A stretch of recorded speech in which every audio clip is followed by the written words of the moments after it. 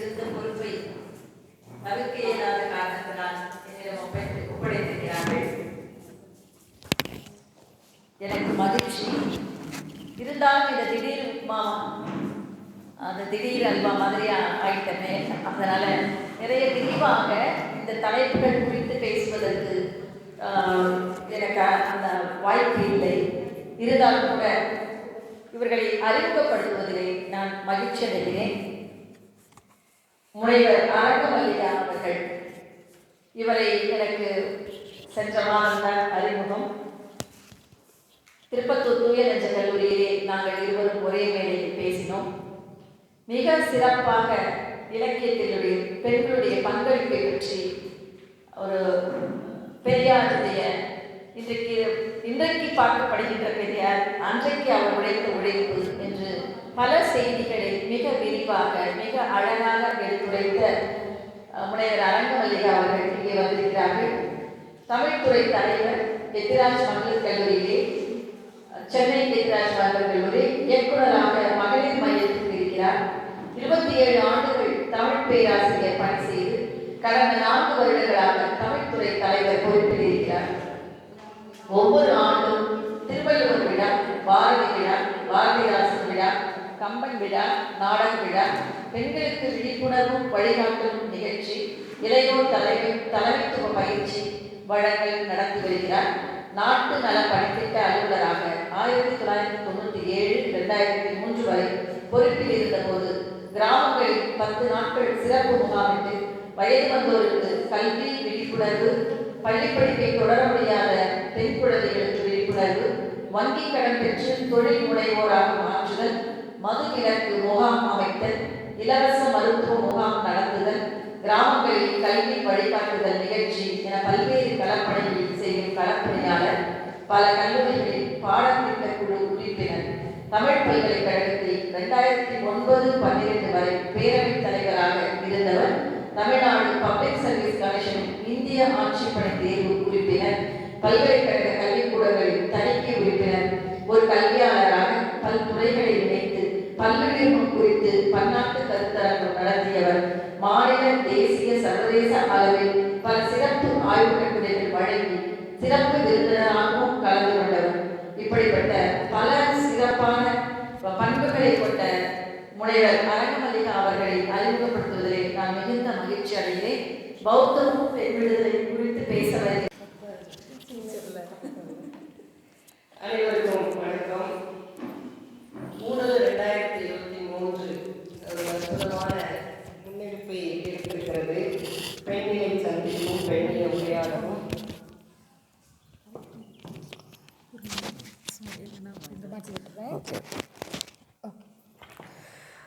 இந்த தொகுப்பு உண்மையிலேயே கவனத்திற்குரியது. தொகுத்திருக்கிற தோழிகளுக்கு என்னுடைய வாழ்த்துக்கள். ஏன்னா அடையாளங்கிறது மிக முக்கியமானது. ஆனால் ஒரு சில செய்திகள், என்னை பற்றிய செய்திகள் விடுபட்டுள்ளன. 2002 முதலாக தமிழகத்தில் பெண்ணியம் சார்ந்த ஆய்வை முன்னெடுத்த பல்கலைக்கழக மாணவிங்கிற ஒரு பெருமை எனக்கு உண்டு. முதலாக சொல்லப்போனால் தமிழகத்தில் முனைவர் தேவதத்தா அவர்கள்தான் இந்த பெண் நிலைவாதம் என்ற சொல்ல மாற்றி பெண்ணியம்ங்கிற சொல்ல அறிமுகப்படுத்தினாங்க. அவர்களினுடைய மாணவி நான். அதன் பிறகு அந்த பல்கலைக்கழகத்தில், அன்னை தெரசா மகளிர் பல்கலைக்கழகத்தில் சேர்ந்த பேராசிரியர் பிரேமா அவர்கள் பெண்ணியம்ங்கிற தலைப்பில் ஒரு அறக்கட்டளை சொற்பொழிவு, அது நூலாக வந்தது. ஆனால் ஒரு ஆய்வாளராக, முனைவர் பட்ட பெண்ணியம் சார்ந்த ஆய்வாளராக, பெண்களின் 2ஆம் தர குடிநிலையும், the secondary status of women and their liberation in Tamil novels, particularly with a special reference to Jayakanthan and Rajam Krishnan during the period 70 to 90 is the PhD topic. So அந்த டாப்பிக்கை தான் நான் தமிழ் இலக்கியமும் பெண்ணியமுங்கிற தலைப்பில் நியூ செஞ்சுரி புத்தக நிறுவனம் நூலாக கொண்டு வந்திருக்கு. இன்றைக்கு ஏராளமான பல்கலைக்கழகம் கல்லூரிகளில் பாடத்திட்டத்திலையும் இருக்குது. அதே சமயத்தில் பெண்ணியம் சார்ந்த ஆய்வு செய்பவர்களுக்கு ஃபெமினிஸ்ட் மெத்தடாலஜியோடு இருக்கக்கூடிய ஒரு ப்ரைமரி ரிசர்ச் புக்கு தான் என்னுடைய அந்த தமிழ் இலக்கியமும் பெண்ணியமும்ங்கிற செய்தியை கண்டிப்பாக இந்த மேடையில் நான் பகிர்ந்துக்க விரும்புகிறேன். ரெண்டாவது, பெண்ணின் வெளியும் இருப்பும், the space and exist of women அப்படிங்கிற ஒரு திறனாய்வு கட்டுரைகள் ஒவ்வொரு பல்கலைக்கழகத்தில் நான் படித்த கட்டுரையுடைய தொகுப்பும் மிக முக்கியமான ஒரு புத்தகம். எப்படி இலக்கியத்தோடு பெண்ணியத்தை பொருத்தி ஆய்வு செய்வதுங்கிறதுக்கான புத்தகம். 2007 நீர் கிழிக்கும் மீன் என்ற ஒரு புத்தகம். அது கவிதை தொகுதி, முழுக்க முழுக்க என்னுடைய கிராம வாழ்க்கை சார்ந்த ஒரு பதிவு. அது முழுக்க அப்பா பற்றி அம்மா பற்றி அப்படி தான் இருக்கும். அதில் ரஞ்சி கூட அதுலேருந்து ஒரு கவிதையை, அம்மா பற்றின ஒரு கவிதையை ஊடரில் எடுத்து போட்டிருக்காங்க. அதன் பிறகு பெண்ணியத்தினுடைய இன்னொரு ஜானர், இன்னொரு வகைமையாக தலித் பெண்ணியம்ங்கிற ஒரு சொல்லை நான் தான் தமிழகத்தில் அறிமுகப்படுத்துகிறேன். தலித் பெண்ணியம்ங்கிற சொல்லை அறிமுகப்படுத்துகிறேன். அதில் தலித் பெண்ணிய அழகில் அப்படிங்கிற ஒரு நூல் நியூ செஞ்சுரி புத்தக நிலையம் கொண்டு வந்திருக்கு. இப்போ அண்மையில் போன வருடம் 2022 தோழர் திருமாவளவன் அவர்கள் சிறந்த பெண் எழுத்துன்னு சொல்லி பெண் மைய வாசிப்பும் அரசியலும் என்ற ஒரு திறனாய்வு நூலுக்கு அவங்க ஒரு விருது கொடுத்து அந்த நூலை அங்கீகரித்தாங்க. ஹிந்துவில் அதை ரொம்ப கவர் பண்ணியிருந்தாங்க, தமிழ் ஹிந்துவில். இப்போ 2022 பனை எனவே நிற்கிறாள் என்ற ஒரு கவிதை தொகுதி. அதுவும் முழுக்க முழுக்க ஒரு அழகாக பேசினாங்க சுற்றுப்புற சூழல் பற்றி. சுற்றுப்புற சூழல் சார்ந்த ஒரு பெண்ணியம் சார்ந்த வாழ்வு அனுபவத்தை பேசக்கூடிய மண்மனம் சார்ந்த கவிதைகள். இதுக்குள்ள நவீனம், பின்னவீனத்துவம் அதெல்லாம் நான் எங்கேயுமே வைக்கல. ஒரு கிராம பெண்ணுக்கு என்ன மாதிரியான ஒரு கவித்துவம் இருக்குங்கிறது அந்த கவிதையில் வந்திருக்கு. நீங்கள் அடுத்து இந்த புத்தகத்தை எலாபரேட் பண்ணிங்கன்னா இந்த செய்திகளை சேர்த்துக்கொள்ள அன்போடு கேட்டுக்கொள்கிறேன். இப்போது நம்ம இந்த செய்திக்குள்ளே வந்துடலாம். காலையில் காரசாரமாக பயாலாஜிக்கலி நாம் எங்கே இருக்கிறோம், நமக்கான அந்த ஸ்பேஸ் இருக்கா இல்லையா, ஆண்கள் அதை அடக்கி வைக்கிறாங்களா, நாம் அதை மீறணுமா வேண்டாமாங்கிறதெல்லாம் ரொம்ப பிரமாதமான ஒரு அரங்கமாக இருந்தது. ஒரு என்ன சொல்கிறது, ஒரு மொனோட்டனஸ் லைஃப்லேருந்து நான் வெளியில் உங்களோட இந்த ஒரு பொழுதை நான் கழிக்கிறேங்கிறது எனக்கு ரொம்ப பெருமையாக இருக்குது. எப்போ பார்த்தாலும் உள்ளே போனால் அது ஒரு அற்புதமான காலம். இந்த டீனேஜ் கேர்ள்ஸோடு நாங்கள் சுற்றுறதும் அவங்களோட பேசுகிறதுங்கிறது அது தனி. ஆனால் இந்த மாதிரியான ஒரு சமூக பிரஜையோடு ஒரு இந்த சமூகம் பெண்களை மதிக்க வேண்டும் என்று சொல்லி அதற்காக இப்படி ஒரு முன்னெடுப்பு பல நாடுகளிலிருந்தும் பல ஊர்களிலிருந்தும் இந்த இடத்துல ஒரு 40 பெண்கள் 50 பெண்கள் கூடுறதுங்கிறது ஒன்றும் சாதாரண விஷயம் இல்லை. இந்த ஸ்பேஸை நீங்கள் இங்கே க்ரியேட் பண்ணியிருக்கீங்க அப்படிங்கிற இடத்துல கண்டிப்பாக என்னுடைய வாழ்த்துக்களை நான் பதிவு செய்து கொள்ளுகிறேன். இப்போ என்னோடய தலைப்புங்கிறது ரொம்ப காலையில் காமம் பற்றி அவ்வளோ வெளிப்படையான ஒரு கேள்வி அங்கே சங்க இலக்கியத்தில் இருக்குது. காமம் காமம் என்ப காமம் அணங்கும் அல்ல பேயும் அல்லன்னு ஒரு பாட்டே இருக்குது. ஏன் அதை போய் காமம் காமங்கிறீங்க? அது என்ன அணங்கா பேயா, தெய்வமா பேயா, அச்சுறுத்தக்கூடியதா? அதெல்லாம் இல்லை. Part of our life. அது ஒரு எமோஷ்னல் பவுண்டிங் உள்ள ஒரு விஷயம் அப்படின்னு புரிஞ்சுக்கோங்க. ஆண்களே நீங்கள் புரிஞ்சுக்கோங்கன்னு பெண்கள் பாடின பாட்டு சங்க இலக்கியத்தில் இருக்குது. அப்படிப்பட்ட பாடல்களை தமிழ் இலக்கியம் நிறைய தொகுத்து வச்சிருக்கு. செம்புல பயல்நீர் போல அன்புடைய நெஞ்சம் தாம் கலந்தனவே, அது காதல் தான். செம்மண்ணில் நீர் கலந்துட்டா ரெண்டையும் பிரிக்க முடியாது. அட மடையா, நீ அதை புரிஞ்சுக்கோ, நீ என்னில் கலக்கிற, நான் ஒன்றில் கலக்கிறேன், இதையே நீ வேறு மாதிரி பார்க்குறேன்னு சொல்லி கொடுக்குற பாடல்கள்லாம் சங்க இலக்கியத்தில் இருக்குது. அது ஒரு நிலை. இது ஒரு வாழ்வியல் சார்ந்த ஒரு ஆணுக்கும் பெண்ணுக்குமான வாழ்க்கை எப்படி இருக்கணும்னு சொல்லி கொடுத்த இந்த சமூகம்தான் பெண்ணுக்கு இன்னொரு புறம் இந்த காதல் காமங்கிற வாழ்க்கைக்கு அப்பால் என்ன இருக்கிறது, இவங்களுக்கெல்லாம் துறவு ஒரு பெரிய விஷயமா, துறவு வருமா, துறவு வாழ்க்கைக்கு இவங்க தகுதியானவங்களா, தவம் இருப்பார்களா, உரலும் உலக்கையும் கூன் ஆண்களோடும் வாழக்கூடிய பெண்களுக்கு தவம் ஒரு பெரிய கேடா என்று கேட்ட ஒரு சமூகத்தில் நாம் வாழ்ந்து கொண்டிருக்கிறோம். ஆனால் இந்த வாழ்க்கை அப்படிங்கிறது என்னவாக இருக்குது? ஏன் பெண்களை திரும்ப திரும்ப அப்படி பார்க்குறாங்க? மாறன்னு ஒரு பெண்ணு பின்னாலே, சுபான்னு ஒரு பெண்ணு பின்னாலே போகிறான், ஏன் இப்படி என் பின்னாலே வர அப்படின்னு கேட்குறதுக்கு பதில் சொல்லுவாள். மானொத்த உன் கண்கள் என்னை இழுத்து கொண்டிருக்கின்றன அப்படின்னு அவள் சொல்லுவாள். அப்போ அந்த மானொத்த கண்கள் என்னை இழுக்கிறது அப்படின்னு சொன்னால், உன்னை இழுக்கிற அந்த கண்ணை நான் வெட்டி எடுக்கிறேன் அப்படின்னு அவள் சொல்கிறாள். எனக்கு வேண்டாம் அந்த கண், அந்த 2 கண்ணையும் பிடுங்கிடுவாள். இதுதானே உன்னை டிஸ்டர்ப் பண்ணுது, நீ என்னை அழகாக இருக்கணும்னு நீ சொல்லிக்கிட்டே இருக்கிறல்ல, நான் அழகாக இருக்க மாட்டேன் என்று சொல்லக்கூடிய ஒரு தேரிக்காதை பெண்ணை நாம் பார்க்கிறோம். அப்போ இந்த வாழ்க்கை உனக்கானது இல்லை, எனக்கானது என்று சொல்லக்கூடிய ஒரு அற்புதமான அறிவார்ந்த ஒரு பெண்ணை இந்த பௌத்தம் நமக்கு அடையாளப்படுத்தி இருக்கிறது. பௌத்தத்தை பேசி என்ன செய்ய போகிறீங்கன்னா நிறைய பேர் கேள்வி கேட்குறாங்க. கேட்குறது யாருன்னா ஆண்கள் தான். ஏன்னா புத்தரே பெண்களுக்கு விடுதலை பௌத்தத்தில் இல்லை அப்படிங்கிற மாதிரியான செய்திகள் எல்லாம் நம்ம படிச்சிருக்கிறோம். ஆனந்தர் தான் அதுக்கான ஒரு வாய்ப்பை, ஒரு திறவுகோலாக இருக்கிறாரு அப்படிங்கிறதையும் நம்ம படிச்சிருக்கிறோம். ஆனால் அதையெல்லாம் தாண்டி இன்றைக்கு இந்த பௌத்தம் என்பது எல்லாருக்குமான ஒரு வெளியை, ஒரு பொது வெளியை, ஒரு சுவாசத்தை எல்லாருக்கும் கொடுக்கிறது அப்படிங்கிறத நான் என்னுடைய வாழ்க்கையிலேருந்தே நான் சொல்லலாம்னு நான் நினைக்கிறேன். மணிமேகலை பற்றி ஒரு தொடர் சொற்பொழிவு பண்ணணும்னு சொன்ன பொழுது ரொம்ப விளையாட்டுத்தனமாக நான் அதை ஒத்துக்கிட்டேன். ஆனால் அதுக்குள்ளே போகும்போது தான் தெரிஞ்சது அது அவ்வளோ சீக்கிரமாக பேச முடியாது.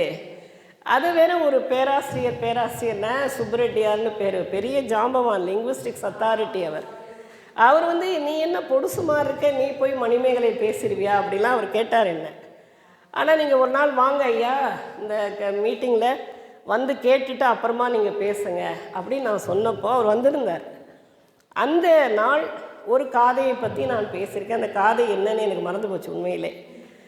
பேசி முடித்த பிறகு வீட்டுக்கு வாமா அப்படின்ட்டு போயிட்டார். நாங்கள் ஒரு 5-6 பேர், பக்கத்தில் தான் அவங்க வீடு, அந்த பள்ளிக்கூடத்துலேருந்து வீடு ரொம்ப பக்கம் போனோம். அப்போ அவர் சொன்னார், அப்போ எனக்கு 45-46 வயது இருக்கும். இந்த வயதில் நீ மணிமேகலை பேசுகிற அப்படின்னு சொன்னால் கண்டிப்பாக ஏதோ ஒரு விஷயம் உனக்குள்ளே இருக்குது. அது எதுவாக இருக்க முடியும்னா நீ தேடுற அந்த சுதந்திர வெளி தான் அப்படின்னு நான் நினைக்கிறேன். நீ சரியான திசையை நீ தேர்ந்தெடுத்திருக்கிற அப்படின்னு அவங்க சொன்னாங்க. அந்த 45 வயதிலிருந்து இந்த 60 வயது வரையில் பௌத்தத்தில் ஒரு பெரிய ஆராய்ச்சி தொடர்ந்துக்கிட்டே இருக்குது. மணிமேகலை இப்போ படித்தாலே எனக்கு புதுசாக தான் இருக்குது.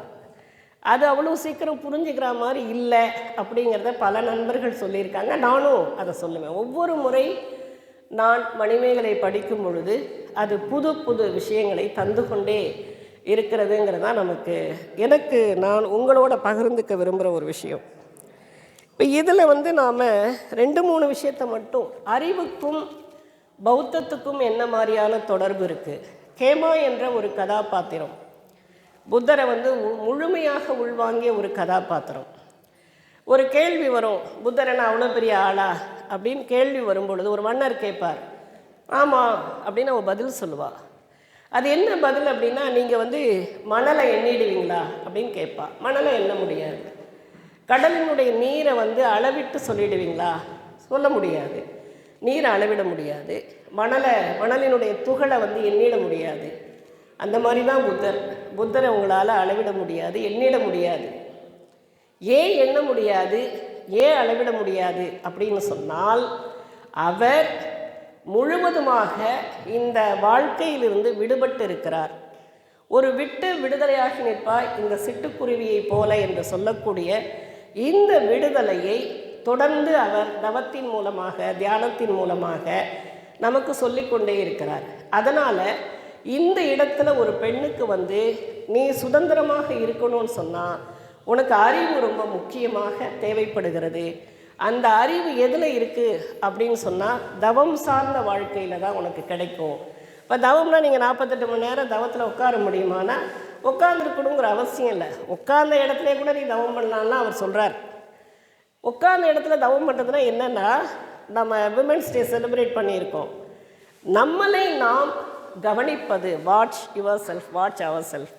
ஒன்று நீ எப்படி நீ இருக்கிறங்கிறத நீ கவனி, உன்னோட உடம்புக்கு என்ன தேவைங்கிறத நீ கவனி, உனக்கு முன்னால் இருக்கிறவங்களுக்கு என்ன தேவைங்கிறத நீ கவனி என்று சொல்லக்கூடிய அந்த கவனித்தல், அந்த உள்ள இருக்கக்கூடிய விஷயத்தை நாம் புரிந்து கொள்வதற்கான ஒரு தேடல், அந்த தேடல் தான் பௌத்தமாக இருக்கிறது. அது வேறு என்ன சொல்லித்தருது அப்படின்னா, யாரும் யாருக்கும் அடிமை இல்லை என்று சொல்லித்தருகிறது. ஒரு ஆண்டான் ஒரு அடிமை இல்லை. ஒரு சனாதன சிந்தனையை இந்த பௌத்தம் எங்குமே திணிக்கவில்லை. நீ நீயாக இரு என்று சொல்லக்கூடிய இந்த பண்பை இந்த பௌத்தம் தொடர்ந்து வலியுறுத்தி கொண்டிருப்பாங்க. இயேசு கூட என்ன நீங்கள் வழிபடுங்கன்னு சொல்கிறார், அல்லாஹ் என்ன ஒரு தூதுவராக பாருன்னு தான் சொல்கிறார். ஆனால் புத்தர் அப்படி எங்கேயுமே சொல்லலை. உனக்கு எது சரின்னு படுதோ அதை செய், நான் சொன்னேங்கிறதுக்காக நீ செய்யணுங்கிற அவசியம் இல்லை. அப்போ அந்த புரிதலை நமக்கு கொடுத்துக்கிட்டே இருக்கார். அந்த புரிதல் தான் இன்றைக்கு நாம் பெண்களுக்கு தேவையாக இருக்கிறது. இப்போ வரும்போது கூட லதா அம்மாவோட பேசிக்கிட்டே வந்தேன். இன்றைக்கி இருக்கிற பேரண்ட்ஸே அவங்க என்னவா இருக்காங்கன்னு தெரியல. அவங்க ஒரு மாதிரி ஒரு மெஷின் போல் காலையில் எழுந்துக்கிறாங்க, வாசல் தெளிக்கிறாங்க, கோலம் போடுறாங்க, அதுக்கப்புறம் காஃபி போடுறாங்க, அப்புறம் சமைக்கிறாங்க, அப்புறம் டிஃபன்லாம் கழுவுறாங்க, பிள்ளைகளுக்கு கட்டி வைக்கிறாங்க, புருஷனுக்கு கட்டி வைக்கிறாங்க, டாடா சொல்கிறாங்க, திரும்ப இவங்களும் கட்டிட்டு இவங்க சாப்பிடாம போகிறாங்க, திரும்ப சாயங்காலம் வராங்க, அதே வேலையை செய்கிறாங்க. அப்படின்னா அப்போ இந்த பெண்கள் வேலைக்கு வெளியில் போன பிறகும் கூட அவங்க ஏன் தனக்கான தேவையை தான் சாப்பிடணுங்கிற உணர்வு கூட இல்லாமல் ஏன் அவங்க வேலைக்கு போகிறாங்கங்கிற ஒரு கேள்வியை பகுத்து பார்க்க வேண்டிய கட்டத்தில் நாம் இருந்து கொண்டு இருக்கிறோம். இப்போ நான் ரொம்ப ரொம்ப கான்ஷியஸாக இருப்பேன். காலையில் அத்தனை மணிக்கு சாப்பிட்ணுன்னா எனக்கு வேண்டிய உணவை நான் சமைச்சு சாப்பிட்டுட்டு தான் போவேன், அல்லது எடுத்துகிட்டு போயிடுவேன். 12:30 மணிக்கு நான் சாப்பிட்னா கரெக்டாக 12:30 மணிக்கு நான் சாப்பிடுவேன். 4 மணிக்கு எனக்கு ஒரு டீ டிஃபன் வேணும்னா 4 மணிக்கு டீ டிஃபன் சாப்பிடுவேன். வீட்டுக்கு வந்தாலும் அப்படி தான். யாராவது வந்திருந்தாலும் எனக்கும் சேர்ந்து உட்காந்து தான் சாப்பிட்ற அந்த பழக்கம். அப்போது சுவர் இல்லாமல் சித்திரம் இல்லை. இந்த மனநிலைக்கு நம்மை தயார்படுத்துவதற்கு கொஞ்சம் அகவெளி நமக்கு திறந்திருக்க வேண்டும், ஞானம் நமக்கு திறந்திருக்க வேண்டும். இந்த பார்வையை பௌத்தம் நமக்கு அதிகமாக தருகிறது அப்படிங்கிறது தான். ஒரு இடத்துல புத்தருக்கு தானம் தேவைப்படும். அந்த தானம் தேவைப்படும் பொழுது ஒரு பிராமணர் சொல்லுவார், நான் வயலில் நீர் பாய்ச்சுறேன், விதை தெளிக்கிறேன், அறுவடை செய்கிறேன், நான் சாப்பிட்றேன், நான் உனக்கு தானம் தர மாட்டேன் அப்படின்னு சொல்லுவார். அப்போ புத்தர் சொல்லுவார், நானும் உழுகிறேன், என் மனதை உழுகிறேன், நானும் விதைக்கிறேன், தம்மத்தை விதைக்கிறேன், நானும் அறுவடை செய்கிறேன், ஞானத்தை அறுவடை செய்கிறேன். நீ செய்கிறது பொருள், நான் செய்கிறது ஒரு சமூகத்துக்கு தேவையான அறிவார்ந்த ஒரு விஷயத்தை நான் செய்கிறேன். அப்போ உன்னுடைய வேலையும் என்னுடைய வேலையும் ஒன்றா இருக்கானா, உன்னோட இடத்துல அது சரியாக இருக்கிறது, என்னுடைய இடத்துல இது சரியாக இருக்குது, இப்படி நீ புரிந்து கொள்ள வேண்டும். அந்த புரிதல் தான் நமக்கு இன்றைக்கு தேவையாக இருக்கிறது அப்படின்னு நான் பார்க்குறேன். இப்போ இந்த இடத்துல தானம் அப்படின்னு நம்ம பார்க்கறதுனால மணிமேகலை நம்ம பொருத்தி பார்க்க வேண்டிய தேவை நமக்கு இருக்குது. பிரிமிட்டிவ் சொசைட்டி, ஒரு வேட்டை சமூகம் ஒரு பெண்ணினுடைய வேட்டையாடுதலிலிருந்து தான் தொடங்குகிறது நம்ம சொன்னோன்னு சொன்னால், அப்படி வேட்டையாடிட்டு வந்த அந்த விலங்கை அந்த பெண் எல்லாருக்கும் பகிர்ந்து கொடுக்குற ஒரு பகுத்து அறிவும் பகிர்ந்து அளிக்கிற அந்த அறிவும். அப்போ எல்லாரும் சமமாக சாப்பிடணுங்கிற பண்பு ஆணுக்கிட்ட இருந்திருக்கா? காலையில் சண்டை போட்டாங்க, இல்லை, பெண்ணுக்கிட்ட தான் இருக்குது இன்னைக்கு வரையில், இனியும். அப்போ பெண்ணுக்கு பகிர்ந்து கொடுக்குற அந்த பண்பு இருக்கிறதுனால தான் சில நேரங்களில் சண்டை வரும் பொழுது கூட, அதாவது தன்னோட உடல் சார்ந்து இயங்கினவனோட சண்டை வரும் பொழுதும், தன் வயிற்றிலிருந்து பிறந்த குழந்தையோட சண்டை வரும் பொழுது கூட அந்த வேட்டை சமூகத்தில் இருந்த பெண்மணி அப்படி நிராகரித்து தூக்கி எறியக்கூடிய அந்த ஒரு பண்பை அந்த பெண் பெற்றிருந்திருக்கிறாள் அப்படின்னு சொல்கிறோம். அதனுடைய தொடர்ச்சியாகத்தான் நாம் தானத்தை மணிமேகலையோடு நம்ம பொருத்தி பார்க்குறோம். அப்போது இன்றைக்கும் ஏன் காலையில் விவாதம் வந்தது, இன்றைக்கும் ஏன் பெண்கள் கையில் கரண்டி இருக்குது அப்படின்னா, அவளால் தான் முழுமையாக சமமாக பகிர்ந்து தர முடியும். இதை தான் மணிமேகலையும் செய்திருக்கா. யார் யாருக்கு? கண்ணு தெரியாதவங்களுக்கு, காது கேட்காதவங்களுக்கு, முடவர்களுக்கு, எல்லாருக்கும் ஒரு சிறை கோட்டத்தையே அறக்கோட்டமாக மாற்றக்கூடிய ஒரு பண்பு மணிமேகலைக்கு எப்படி வந்தது என்றால், இந்த பௌத்தத்தின் மூலமாக அவள் அடைந்த அந்த ஞானம், எல்லாரும் அன்பாக இருக்கணும், வயிறு நிறைஞ்சிட்டா இந்த திருட்டு வேலைகள்லாம் குறையும் என்று சொல்லக்கூடிய இந்த மாதிரியான ஒரு அடிப்படை விஷயங்களை மணிமேகலை நமக்கு சொல்லித் தருகிறது. அப்போ அந்த இடத்துல அமுத சுரபி அப்படிங்கிற ஒரு விஷயத்தை நம்ம பார்க்குறோம். அமுது அப்படிங்கிறது என்னவாக மணிமேகலையில் பார்க்கப்பட்டிருக்குங்கிறது கொஞ்சம் நீங்கள் கண்டிப்பாக தெரிஞ்சுக்கணும்னு நான் நினைக்கிறேன். அந்த அமுது அப்படிங்கிறது அது ஒரு கோட்பாடு. அமுத சுரபிங்கிறது ஒரு கோட்பாடு, மந்திரத்தன்மை நிறைந்த ஒன்று அப்படின்னு அதை சொல்கிறாங்க. ஏன் அப்படி சொல்கிறாங்க அப்படின்னா, அதனுடைய வேர் சொல் அமிழ்து. இந்த பார்க்கடலை கடைஞ்சி அமுதத்தை எடுத்து சாப்பிட்டாங்கங்கிற கதையெல்லாம் வரணும், அதுக்குள்ளெல்லாம் நான் வரல. அதாவது என்னன்னா, அந்த அமுதுங்கிறது பசி பிணியோடு தொடர்புடையதாக, யாருக்கு பசி இருக்கோ அவங்களுக்கு பகிர்ந்து கொடுத்த ஆகணும் சொல்லக்கூடியது. சுரபி, சுரத்தல், கொடுத்தல். அப்போ இந்த அமுதை கொடுத்து பழகும் பொழுது ஒரு சமமான மனநிலை உருவாகும். இந்த சமமான மனநிலை வரும் பொழுது போட்டி பொறாமை இருக்காது, போட்டி பொறாமை குறையும் அப்படின்னு சொல்கிறாங்க. அதற்காக இந்த அமுதத்தை என்ன பண்ணுறா மணிமேகலை, எல்லாருக்குமாக பகிர்ந்து கொடுக்குற ஒரு வேலையை அவள் செய்கிறாள். இதில் பௌத்தத்துக்கும் இந்த அமிர்தத்துக்கும் என்ன மாதிரி தொடர்பு படுத்துகிறாங்க அப்படின்னு நம்ம பார்த்தோன்னு சொன்னால், இந்த இறப்பு தன்மை, இரவாமை கிடைக்கும். அதாவது இந்த அமிர்தத்தை உண்பதனால் பிறவி பயன் கிடக்கலாம்னு சொல்கிறாங்க. அது வேறு ஒன்றுமே இல்லை. அது என்ன அப்படின்னா, ஒவ்வொரு நோயிலிருந்தும், கவலையிலிருந்தும், பிணியிலிருந்தும், மூப்பிலிருந்தும் நாம் மாற முடியும் அப்படின்னு சொன்னால் பற்றிலிருந்து விடுபட வேண்டும் என்று சொல்லக்கூடிய சிந்தனை. பற்றுக பற்று அற்றான் பற்றினை. அந்த பற்று தான் இங்கே அமிழ்தாக பார்க்கப்படுகிறது. இது ஒரு பெரிய கான்செப்டு. இது ஒரு பெரிய ஆய்வு பண்ணியிருக்கேன், அதுக்குள்ளே நான் போகலை. நேரம் கருதி நான் கொஞ்சம் சுருக்கிக்கலாம் அப்படின்னு நான் நினைக்கிறேன். அப்போ இந்த பசி பிணியை போக்கினா என்ன நடக்கும்னா, கவலை போகும் அப்படிங்கிறாங்க, துக்கம் போகும், அழுக்காறு போகும் அப்படின்னு சொல்கிறாங்க. அப்போ இது யாருக்கிட்ட இருந்தால் சரியாக இருக்கும்? ஆபுத்திரன் கையில் கூட இந்த பாத்திரம் கிடைக்கிது, அட்சய பாத்திரம். ஆனால் அவனால் அதை பராமரிக்க முடியல, இந்திரனுடைய அந்த சாபம் அதெல்லாம் சேர்ந்து. ஆனால் மணிமேகலை கையில் கிடைச்ச இந்த பாத்திரம் எல்லாருக்குமானதாக பகிர்ந்தளிக்கப்படக்கூடிய ஒரு பாத்திரமாக அது மாறும் பொழுது அவளுடைய அந்த பண்பு தான் இன்றைக்கும் நாம் ஒரு இடத்துல கூடி உணவு சாப்பிட்றது. இப்போ ஜல்லிக்கட்டில் ஒரு பெரிய உணவு வழங்கப்பட்டுக்கிட்டே இருந்தது, அதனுடைய எச்சமாக நாம் பார்க்கிறோம். அப்போ ஒரு பெண், ஒரு பௌத்தத்தினுடைய தொடர்பு, ஒரு துறவினுடைய தொடர்பு அப்படி நீங்கள் பார்த்தீங்கன்னு சொன்னால், எல்லாவற்றிலிருந்தும் தன்னை விடுவித்து கொண்டு ஒரு பெண் வாழும் பொழுது இந்த சமூகத்தை அவளால் உற்று கவனிக்க முடியும். ஏதோ ஒரு விஷயத்தை பிடிச்சிக்கிட்டு அவங்க வாழும் பொழுது அது முக்கியமான ஒரு விஷயத்தை தள்ளி வச்சிரும். அப்போ அந்த நடுநிலைமையோடு வாழ்வதற்குரிய ஒரு பக்குவத்தை பௌத்தம் ஆண்களுக்கு அதிகமாக தந்திருப்பதை விட பெண்களுக்கே அதிகமாக தந்திருக்கிறது. இதுக்கு இந்த ஆபுத்திரன் கதையும் மணிமேகலை கதையுமே ஒரு பெரிய சாட்சி. இந்த இடத்துல நாம் புத்தரை நினைத்து பார்க்க வேண்டும். ஏன் அவர் மற்ற மதங்களில் இருந்து பௌத்தத்திற்கு சென்றார் என்று பார்க்கும் பொழுது அல்டிமேட்டாக தனி மனித விடுதலையை பேசக்கூடியதாக இந்த பௌத்தம் இருக்கிறது. அப்போது ஆண் ஆதிக்கத்தை எதிர்க்கக்கூடிய பெண்கள், ஆண்களிலிருந்து தங்களை வேறுபடுத்தி பார்க்கக்கூடிய பெண்கள், ஆணுக்குள்ளேயும் வாழ வேண்டும் என்று நினைக்கக்கூடிய பெண்கள், அல்லது ஆணும் பெண்ணும் சேர்ந்து வாழணும் என்று நினைக்கக்கூடிய பெண்களுக்கான ஒரு மார்க்கமாக எதுவாக இருக்கிறதுனா பௌத்தமாக இருக்கிறது. அது என்னவாக இருக்கிறதுனா இந்த தனி மனித விடுதலை பேசுவதாக இருக்கிறது. அந்த இடத்துல பௌத்தமும் பெண் விடுதலையும் ஒன்று சேர்கிறது என்று சொல்லி வாய்ப்பிற்கு நன்றி கூறி விடைபெறுகிறேன். நன்றி, வணக்கம். வணக்கம்.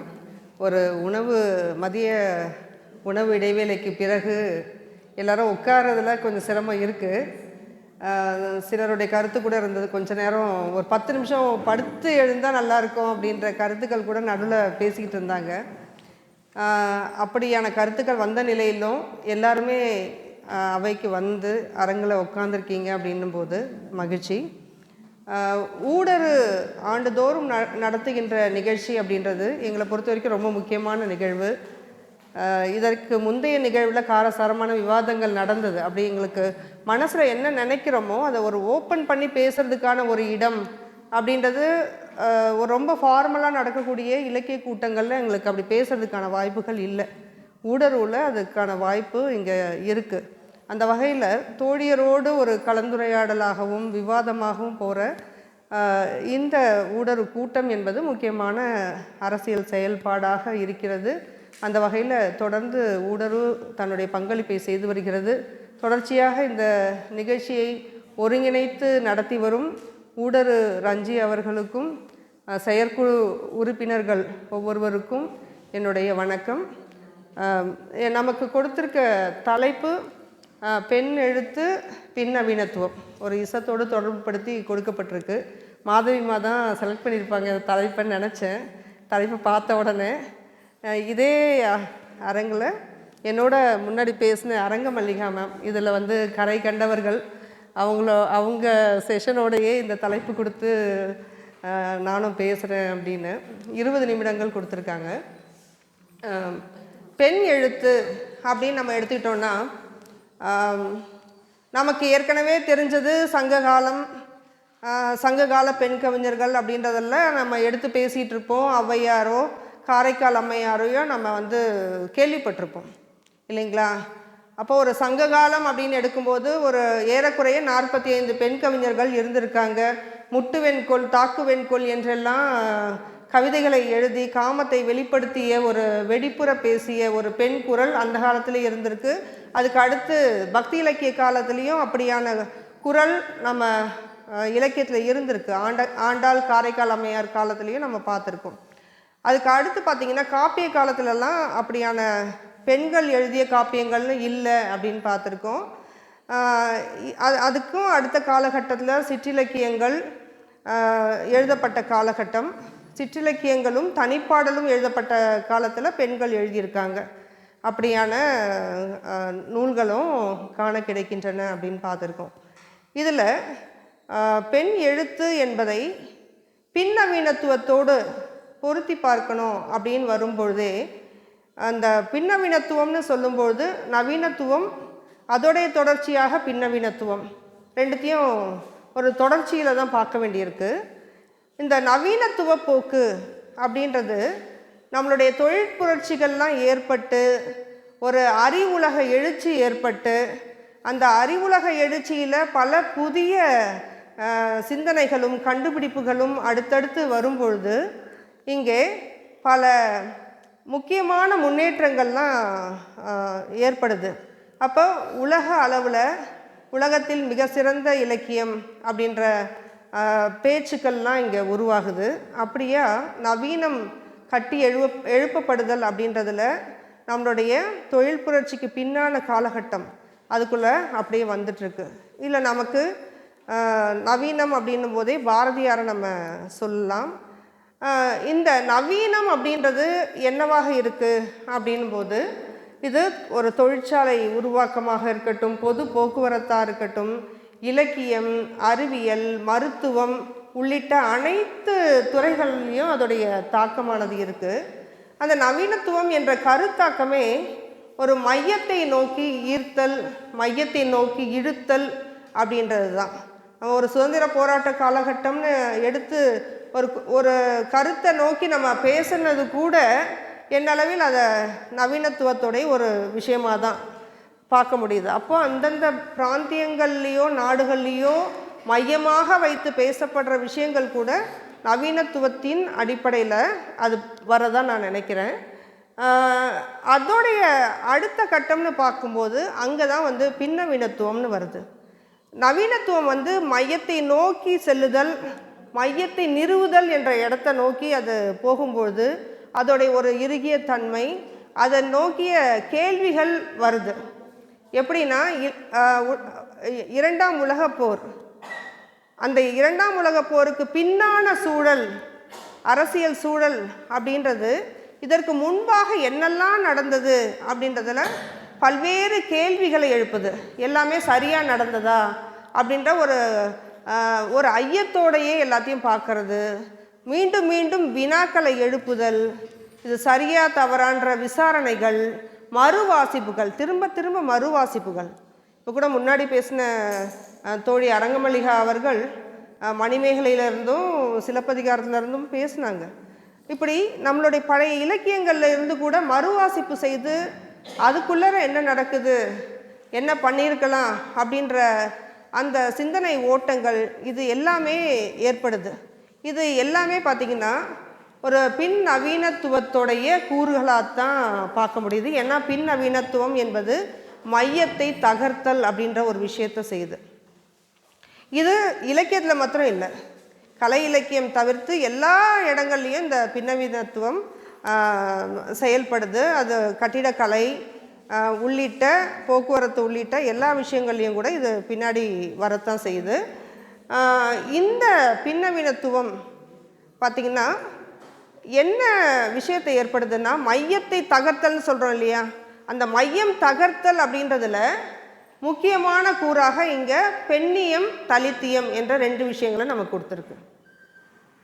பெண்ணியம் தலித்தியம் அப்படின்ற விஷயத்தை ஒட்டி மார்க்சியம் என்ன சொல்லுது, அதை பிரித்து இப்படி கொண்டு போகக்கூடாது, இது பின்னவீனத்துவத்தை அவர்கள் ஏற்றுக்கொள்வது கிடையாது.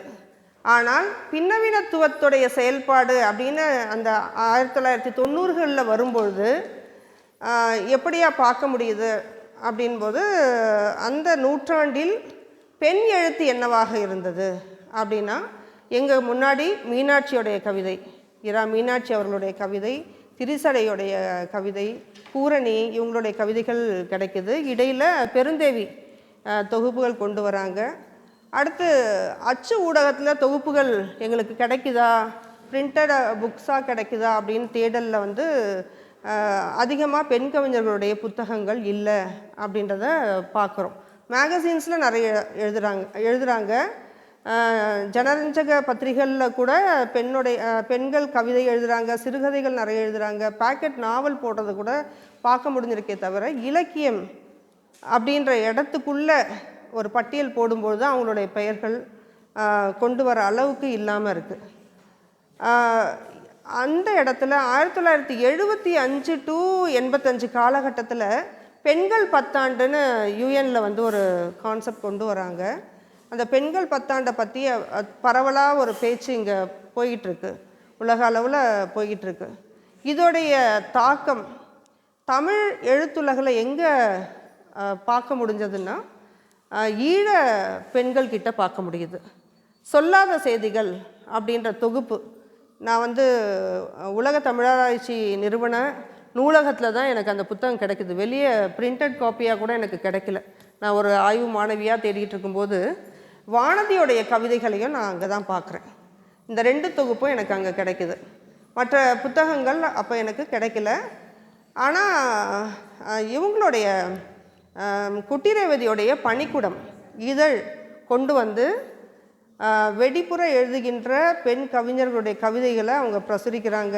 அணங்கு ஒரு பக்கம் மாலதி மைத்திரி கொண்டு வராங்கன்ற இடத்துல பெண் எழுத்தாளர்களுடைய முக்கியமான செயல்பாட்டில் அவங்கக்கிட்டேயே ஒரு அச்சு ஊடகம் இருக்குது அப்படின்னும் போது எந்த தடையும் இல்லாமல் அதை கொண்டு வரதுக்கான சாத்தியங்கள் இருக்கிறத பார்க்க முடிஞ்சது. இப்போ கொஞ்சம் முன்னாடி சொன்னது போல் வைமு கோதை நாயகி கடந்த நூற்றாண்டோடைய தொடக்கத்தில் அவங்க எழுதிக்கிட்டு இருக்கும்பொழுது அவங்களுடைய எழுத்தை அவங்களே பிரசுரிக்க முடியாத ஒரு சூழல் வருது. வடுவூரார் அவங்க பத்திரிகையுடைய ஆசிரியராக இருக்கிறாரு. அவங்க தானே எழுதினதை பிரசுரிக்கணும்னு சொல்லும்பொழுது அதற்கு தடை சொல்கின்றார். நீ எழுதினதை போட முடியாது அப்படின்னு அவர் சொல்கிறத ஒட்டி அந்த இடத்துல தன்னுடைய எழுத்து நிராகரிக்கப்படுது, எப்படி நிராகரிக்கலாம் அப்படின்ற அவங்களுடைய கேள்வியிலிருந்து தான் அவங்க ஜெகன்மோகினியை நடத்த ஆரம்பிக்கிறாங்க. அதன் தொடர்ச்சியாக நிறைய பேர் அப்போ எழுத ஆரம்பிக்கலன்றதுனால பேஜஸ் ஃபில் பண்ணுறதுக்காக கூட அவங்க அதிகமாக எழுதியிருக்கலாம் அப்படி அவங்க 100க்கும் மேற்பட்ட நாவல்களை அவர்கள் தொடர்ச்சியாக எழுதுகிறாங்க. அவங்க 100க்கும் மேற்பட்ட நாவல் எழுதுகிறாங்க, அதில் துப்பறியும் கதைகள் எழுதியிருக்காங்க. அப்படின்னாலும் அது மிக முக்கியமான செயல்பாடு. எப்படி ஒரு பத்திரிகை உலகில் பெண் தான் எழுதிய ஒன்றை பிரசுரிக்க முடியாதுன்ற இடத்துல அவங்க தன்னால் ஒரு பத்திரிகையவே நடத்த முடியும், அதற்கு ஆசிரியராக இருக்க முடியும், தொடர்ச்சியாக எழுத முடியும்னு ஒரு சவால் விட்டது போல் எழுதியிருக்காங்க. அதே மாதிரி புதுமை பித்தனுடைய மனைவி கமலா, அவங்களும் சிறுகதைகள் அப்போவே 20 சிறுகதைகளுக்கு எழுதியிருக்காங்கன்னு பார்க்குறோம்.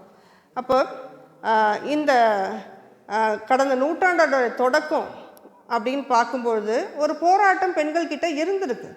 எப்படியாவது தான் நினைக்கிறத எழுதணும், பதிவு செய்யணுன்ற எண்ணம் இருந்திருக்கு. மித்திலா அப்படின்ற ஒரு ஆய்வு மாணவி இப்போ பேராசிரியராக இருக்காங்க. அவங்க பெண் எழுத்து அப்படின்ற தலைப்புலேயே ஆய்வு செஞ்சுருக்காங்க. அரசு சார்கிட்ட வந்து ஆய்வு பண்ணவங்க. அவங்க அந்த காலத்தில் வந்த பத்திரிகைகளில் பெண்கள் எழுதின தகவல்களை எல்லாம் திரட்டி கவிதைகள் எத்தனை வந்திருக்கு, எத்தனை பேர் எழுதியிருக்காங்க, கட்டுரைகள் எத்தனை பேர் எழுதியிருக்காங்க, சிறுகதை வந்திருக்கு அப்படின்றதெல்லாமே ஆய்வு செய்து அவங்க எடுத்து ஒரு நூலாக கொண்டு வந்திருக்காங்க. இப்போ கிடைக்குது, அந்த புத்தகமே கிடைக்குது. அதில் பார்த்திங்கன்னா ஏறக்குறைய ஒரு 50 பேருடைய எழுத்துக்கள் அந்த காலகட்டத்தில் வந்திருக்குன்றதை பார்க்கும்பொழுது மிகுந்த ஒரு மகிழ்ச்சியை தான் அடைய முடிஞ்சது. ஏனென்றால் நாங்கள் 1990களுக்கு பிறகாக ஆய்வு செய்தவர்களுக்கு பெண் எழுத்து அப்படின்றதில் அந்த நூற்றாண்டில் பெரிய வெற்றிடம் இருந்ததாகத்தான் ஒரு பதிவு திரும்ப திரும்ப சொல்லப்பட்டது.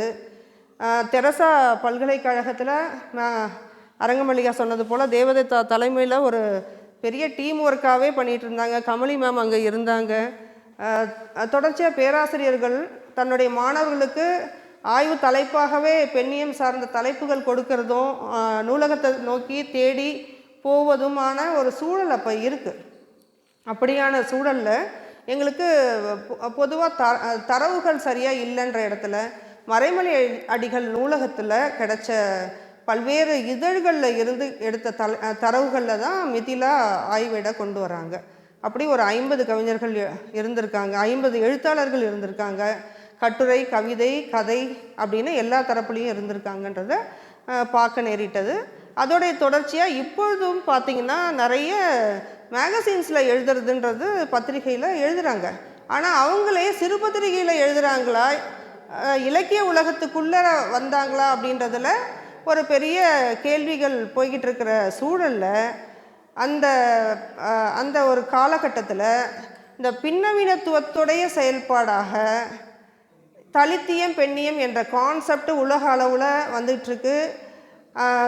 அதோடைய தாக்கம் இங்கேயும் இருந்தது. அதனால் இங்கே பெண்ணியம் தலித்தியம் கூர்மைப்பட்டது.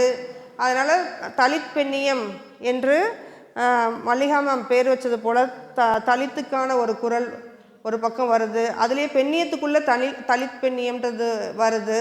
இப்படியெல்லாம் பார்க்குறோம். ஆனாலும் நம்மளுடைய எழுத்துக்கள் அப்படின்னு எடுத்து பார்த்தோம்னா எல்லாமே இசங்களுக்கு பின்னாடி போகுதா அப்படின்ற இடத்துல எனக்கே ஒரு கேள்விக்குறி இருக்குது. எல்லா எழுத்தாளர்களுமே என்ன பண்ணுறோம், இசங்களை படிச்சுட்டு வந்தோம் நம்ம எழுதுறது கிடையாது. நம்மளை சுற்றி இருக்கக்கூடிய அரசியல் சூழல் நம்ம எதை நோக்கி தள்ளுகிறது, சமூகம், இந்த சமூகத்தில் அலசப்படுற விஷயங்கள் நம்ம எதை நோக்கி தள்ளுகிறது, அதில் நம்ம எந்த இடத்துல ஒரு அதிர்வை நம்ம சந்திக்கிறோம், அதில் இருந்து தான் நம்மளுடைய எழுத்து அப்படின்றது வருது. பொதுவாக நம்மளுடைய தமிழ் எழுத்துக்களில் அதை அதிகம் பார்க்க முடியுது.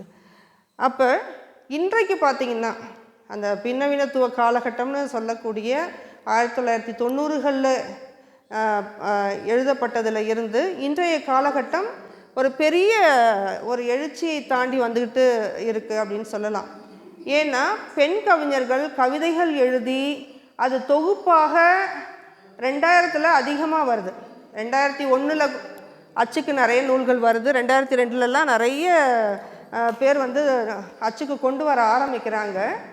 இதை ஒட்டியே அடுத்தடுத்த காலகட்டத்தில் என்னன்னா பெண் எழுத்தாளர்கள் உடல் அரசியல் அப்படின்ற ஒரு கான்செப்டை எடுக்கிறாங்க. தன்னுடைய உடல் அப்படின்றதில் யாருக்கும் உரிமை இல்லை, ஒரு பெண்ணுக்கு அவளுடைய உடல் தான் ஆயுதம்னு சிவகாமி அவர்கள் அது தனி ஒரு நூலை எழுதியிருக்காங்க, உடல் அரசியல் சார்ந்த ஒரு நூலை எழுதியிருக்காங்க. அப்படியாக உடல் அரசியலை கூர்மைப்படுத்தி கவிதை எழுதிய பெண் கவிஞர்கள் தொடர்ச்சியாக இங்கே எழுத அது ஒரு பெரிய சலசலப்பை இங்கே ஏற்படுத்த ஆரம்பிக்குது. அதை ஒட்டி இந்தியா டுடே போன்ற இதழ்களில் காரசாரமான விவாதங்கள் போய்கிட்டே இருக்குது. ஒரு பெண் எப்படி அவளுடைய உடலை பற்றி எழுதலாம், ஒரு ஆணுடைய எழுத்தில் எக்ஸாம்பிளுக்கு சொல்கிறேன், ஒரு நூலகத்தை பற்றி ஒரு கவிதை, ஒரு ஹைக்கூ கவிதையில் நான் படித்தபோது ஒரு ஆணுடைய கவிதை நூலகத்தை பரத்தையோடு ஒப்பிட்டு எழுதியிருந்தாங்க. ஏன்னா யார் வேணால் வரலாம், யார் வேணால் எடுத்து படிக்கலான்ற இடத்துல பரத்தையோட அப்படின்னு ஒரு பெரிய கவிஞர், பெயர் பெற்றவர் அப்படியெல்லாம் இருக்கும்பொழுது, இப்படியாக கண்ணில் இப்படி படிக்கும்பொழுதெல்லாம் ஒரு சில விஷயங்கள் இப்படி ஒரு பெண்ணை என்னவா பார்க்குறாங்கன்ற இடத்துல பெரிய கேள்வியோடு தான் அந்த எழுத்தாளர்களை அணுக வேண்டிய இடத்துக்கு போகிறோம். அந்த இடத்துல ஒரு பெண் தன்னுடைய உடலை மையப்படுத்தி எழுதுகிறாங்க, தன்னுடைய உணர்வை தான் என்ன உணர்ந்தோமோ அதை வெளிப்படையாக எழுதுகிறாங்கன்ற இடத்துல எதிர்கொண்ட பிரச்சனைகளும் விவாதங்களும் மிகப்பெரியது. அப்போ ஒரு ஆண் எழுதலாம், ஒரு பெண்ணை எப்படி வேணால் எழுதலாம், அந்த எழுத்தை நோக்கிய எந்த கேள்விகளுமே இந்த சமூகம் கேட்குறதே கிடையாது, எந்த ஒரு விசாரணையுமே கிடையாது, எப்படியாவது அவங்க எழுதி போட்டுகிட்டே இருப்பாங்க அப்படின்ற ஒரு நிலை இருக்குது. ஆனால் பெண் தன்னுடைய உடலை முன்னிறுத்தியோ தன்னுடைய உணர்ச்சியை முன்னிறுத்தியோ கவிதைகள் எழுதும்போது அது குறித்த பெரிய கேள்விகளும் விசாரணைகளும் மறுப்புகளும் இங்கே தீப்பொறி போல் எழ ஆரம்பிக்குது. அப்படி தான் எங்களுடைய முன்னோடி கவிஞர்கள் அப்படின்னு சொல்லக்கூடிய இங்கே இருக்க சல்மா, மாலதி மைத்ரி, குட்டி ரேவதி ஆரம்பித்து இப்போ வரைக்கும் புதிய மாதவி, அரங்க மல்லிகா, சந்திரா, நாங்கள் எல்லாமே தொடர்ச்சியாக எழுதிக்கிட்டு இருக்கோம். எங்களுடைய எழுத்துக்களில் எந்த வகையிலையும் நாங்கள் பின்னடைவு அப்படின்னு போகலை, நினைக்கிறத எழுதுகிறோம். விமர்சனங்கள் எது வந்தாலும் பரவாயில்ல, விமர்சனங்களுக்கே அஞ்சு புத்தகம் போடாத நிலை இருந்ததாக கூட நாம் இதுக்கு முன்னாடி ஒரு 15 ஆண்டுகளுக்கு முன்னாடி கூட பேசியிருந்திருக்கோம், இலக்கிய கூட்டங்களில் பேசியிருக்கோம். புத்தகம் கொண்டு வர்றதுக்கே பெண்கள் ஏன் தயங்குறாங்க அப்படின்னு. ஆனால் இன்றைக்கி அந்த நிலை மாறி இருக்கு. இன்றைக்கி பின்னவீனத்துன்ற விஷயமே இன்றைக்கி ஒன்றும் இல்லை. அந்தளவுக்கு இன்றைக்கி சோஷியல் மீடியா ரொம்ப பிரபலமாயிடுச்சு. கடந்த ஒரு 7-8 ஆண்டுகளாக பார்த்திங்கன்னா முகநூலில் எழுதுகிறவங்க புத்தகம் போடுற அளவுக்கு, வாட்ஸ்அப்பில் ஒரு குரூப்பை போட்டு கவிதைகளாக எழுதி குரூப்பில் போட்டுகிட்டே இருக்காங்க, பின்னாடி பார்த்திங்கன்னா அது ஒரு புத்தகமாகுது. அந்த மாதிரி கூகுள் ரீட்ஸில் பார்த்திங்கன்னா கவிதைகள் பரிமாறிக்கிறது, அந்த கவிதைகளை அடுத்தவங்களுக்கு ஷேர் பண்ணுறது, இப்படின்னு சிறுபத்திரிகையில் இருந்து ஒரு பாய்ச்சல் இந்த சோஷியல் மீடியாவால் வந்திருக்கு, இணையத்தால் வந்திருக்கு. சிறுபத்திரிகையில் இருந்து இன்றைக்கி நம்ம இணைய இதழ்களுக்கு மாறி இருக்கோம். ஒரு பிடிஎஃப் மேகசினாகவே இன்றைக்கி ஆவணாழி போன்ற இதழ்கள்லாம் பிடிஎஃப் மேகசினாகவே இன்றைக்கி நம்ம படிக்கக்கூடிய அளவுக்கு வந்துக்கிட்டு இருக்கு. அப்படி ஒரு பெரிய பாய்ச்சலை இந்த காலகட்டத்தில் நம்ம சந்திச்சிருக்கோம். பெரிய ஒரு மாற்றத்தை இன்றைய அச்சு ஊடகங்கள்லேருந்து நம்ம இணைய ஊடகத்திற்கு அப்படின்னு மாறியிருக்கோம். கண்டென்ட் வைஸும் பார்த்திங்கன்னா இவங்க எழுதுனா பிரச்சனை அப்படின்னு பேசப்பட்ட இடத்துலேருந்து நாங்கள் எதை வேண்டுமானாலும் எழுத முடியும் என்ற ஒரு பெரிய திறப்பை ஏற்படுத்தி சென்றிருக்கிறது. நேரம் கருதி இத்தோடு என்னுடைய உரையை முடித்துக் கொள்கின்றேன்.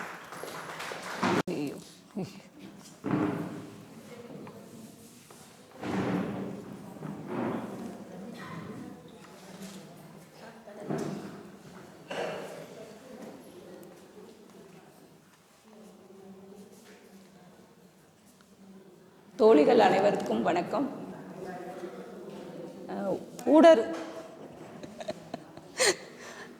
ஊடறு நிகழ்த்தும் இந்த நிகழ்ச்சி ரொம்ப முக்கியமானதுன்னு நான் நினைக்கிறேன். ஏன்னா பல்வேறு துறைகளில் இருக்கிற பெண்கள் அவங்க எல்லோரும் ஒரு குடையின் கீழே பேசுகிறதுங்கிறது ரொம்பவே அவசியமான ஒன்று நினைக்கிறேன். இப்படியான ஒரு அமைப்பு அல்லது ஒரு இது இங்கே தமிழ்நாட்டில் இல்லை. ஆனால் அது ஊடர் தொடர்ந்து இதை செய்கிறதுங்கிறது ரொம்பவே பாராட்டப்பட வேண்டிய விஷயம்னு நான் நினைக்கிறேன். அதுக்காக அவங்களுக்கு என்னுடைய வாழ்த்துக்களும் அன்பும். நான் சினிமாவில் பெண்கள் அல்லது இந்திய சினிமாவில் பெண்கள் எப்படி பயன்படுத்தப்பட்டிருக்காங்க இதுவரையும் அப்படிங்கிறத பற்றி நான் பேச இருக்கேன்.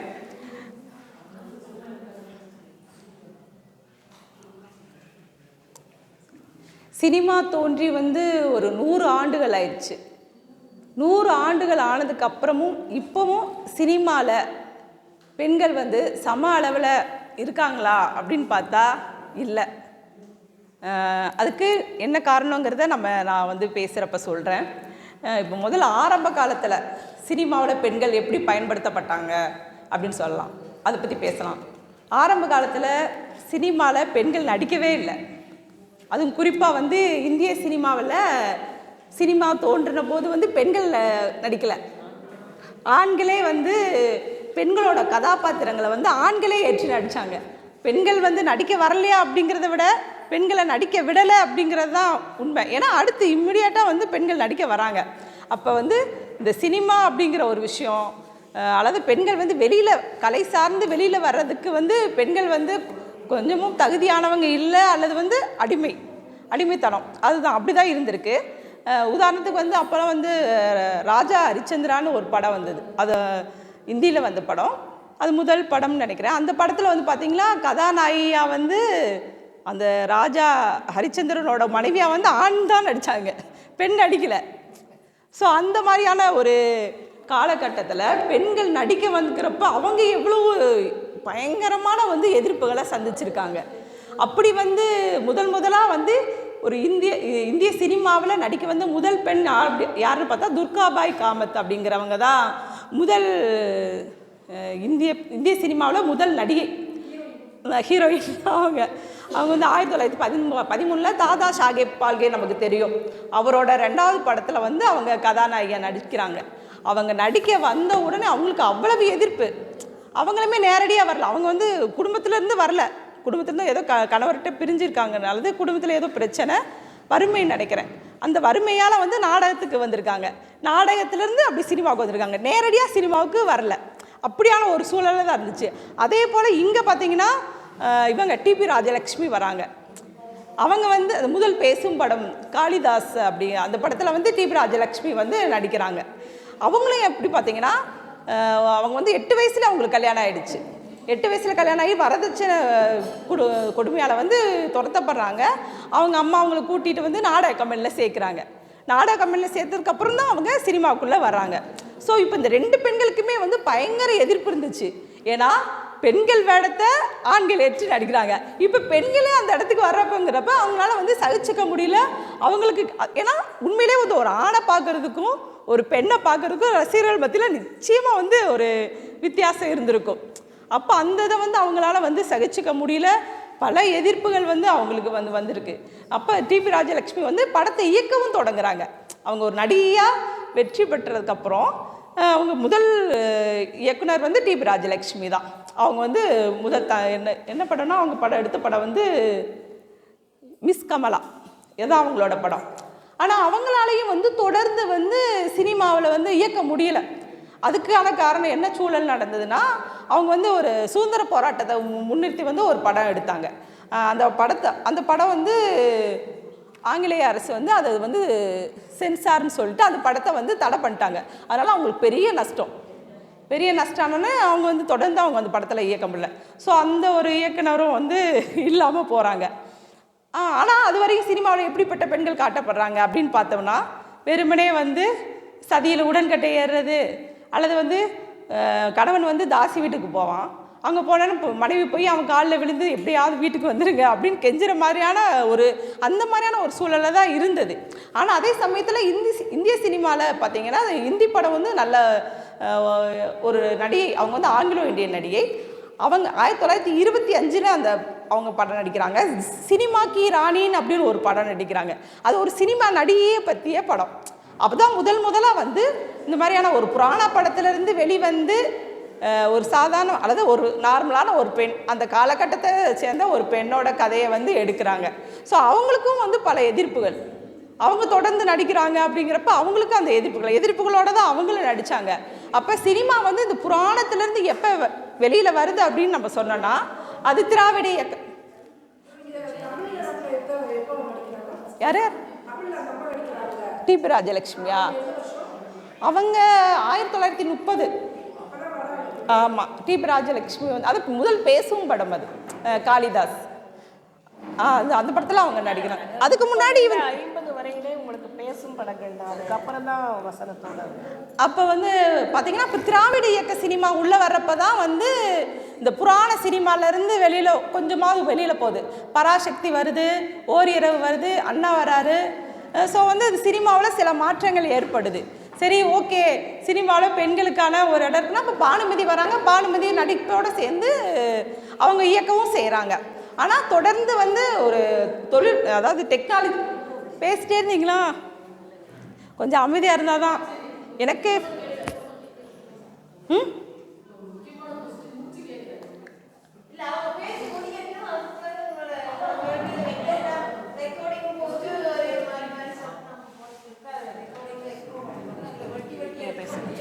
எனக்கு டிஸ்டர்பாக இருக்காது பேசிட்டே.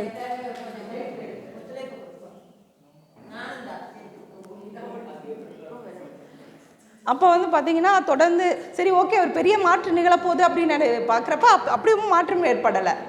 அப்போ வந்து பீம்சிங் மாதிரியான இயக்குனர்கள் வந்து விமன் கேரக்டரை ரொம்ப ஸ்ட்ராங்காக வச்சு படம் பண்ணாங்களே தவிர பெருசாக வந்து அவங்க ஏதோ பெரிய மாற்றத்தை ஏற்படுத்துகிற மாதிரியான படங்கள் அப்பவும் வரல. அப்போ பார்த்தீங்கன்னா எம்ஜிஆர் வராரு. எம்ஜிஆர் வந்ததுக்கப்புறம் என்ன நடக்குன்னா தொடர்ந்து வந்து அவர் என்ன பண்ணுறாரு, பெண்களை வந்து இப்படி தான் இருக்கணும், இப்படித்தான் இருக்க வேணும் பொம்பளைன்ட்டு அவர் வந்து பெண்களை திருத்துற வேலையாக செய்கிறாரு. அப்புறம் அவர் ஆரம்பித்து வச்ச விஷயந்தான் இப்போ வரையும் ஸ்டார் நடிகர்கள் ரஜினி வரையும் அவங்க வந்து பெண்களை திருத்துற ஒரு கதாநாயகர்களாக தான் இருக்காங்க. ஆனால் இதுக்கு இடையில நிறைய நல்ல சினிமாக்கள் வந்திருக்கு, அதில் வந்து மாற்றம் இல்லை. உதாரணத்துக்கு பார்த்தா அங்கே சத்யஜித் ரே வராரு, சாருலதா மாதிரி ரொம்ப நல்ல ஒரு இப்படி தான் பெண்களோட லைஃப் இருக்கும் அப்படிங்கிறத தாண்டி சாருலதா வந்து பார்த்திங்கன்னா ஒரு பெண்ணுக்கு வந்து திருமண உறவை தாண்டி இன்னொருத்தர் மேலே வர காதலை பற்றி பேசின படம். இந்த மாதிரி ஒரு கட்டுடைத்தல் விஷயமும் இங்கே நடந்துக்கிட்டு தான் இருந்துச்சு. இங்கே தமிழ் சினிமாவில் பார்த்திங்கன்னா பாலச்சந்தர் சொல்லலாம். பாலச்சந்தர் வந்து அந்த மாதிரியான படங்கள் இயக்குறாரு. அரங்கேற்றம், கல்யாண அகதிகள், தண்ணீர், அச்சமில்லைன்னு நிறைய படங்கள் அவர் வந்து எடுக்கிறாரு. அந்த மாதிரி படங்கள் வர நான் வந்து நான் சின்ன வயசில் பார்த்த படம் அப்படின்னா அந்த டிவியில் போடுறப்ப அந்த பார்த்துருக்கேன் பாலச்சந்தர் படங்கள். அந்த படங்களை பார்த்துட்டு தான் அப்போ பெண்களுக்கு கல்யாணம் பண்ணிக்காம கூட வாழ்ந்துக்கலாம் போல இருக்குது. அதுவரையும் நமக்கு ஒரு மண்டையில் திணிச்சிருக்கு. ஏன்னா சினிமாங்கிறது ரொம்ப முக்கியமான ஒரு கலை. நேரடியாக மக்களோட வந்து பேசுகிறவர்களை இப்போ வரையுமே வந்து சினிமா வந்து தமிழர்களுடைய வாழ்க்கையில் பின்னி பிணைஞ்சிருக்கு. அதனால தான் வந்து 3 முதல்வர்களை வந்து நம்ம வந்து தேர்ந்தெடுத்திருக்கோம். அந்த அளவுக்கு வந்து சினிமா வந்து அவ்வளவு ஸ்ட்ராங்காக வந்து நமக்குள்ளே இருக்குது. அப்போ அந்த மாதிரியான ஒரு மாற்றத்தை ஏற்படுத்தினது வந்து பாலச்சந்தர் படங்கள். ஆனால் இப்போ நான் யோசிச்சு பார்க்குறப்ப பாலச்சந்தரோட கல்கி மாதிரியான படங்கள் வந்து ஒரு பிற்போக்காக தான் எனக்கு தோணும் இல்லையா? அதில் வந்து என்னென்னு பார்த்தீங்கன்னா அந்த பொண்ணு வந்து எவனையோ ஒருத்தரை பழி வாங்குறதுக்காக அவள் போய் அவனுக்கு அவங்க கூட இருந்து குழந்தை பெற்று ப்ரெக்னென்ட் ஆகி அந்த குழந்தைய வந்து அவனோட முதல் ஒய்ஃபுக்கு கொடுக்கறது, வேணான்ட்டு போக வேண்டியதானே. இது என்ன மாதிரியான ஒரு அது என்ன புரட்சி இருக்குது? அதில் புரட்சியே கிடையாது. ஆனால் குறைந்த அளவு வந்து இந்த மாதிரி தான் சினிமா இருக்கும் அப்படிங்கிற ஒரு விஷயத்த வந்து மாற்றி அமைச்சார் பாலச்சந்தர்.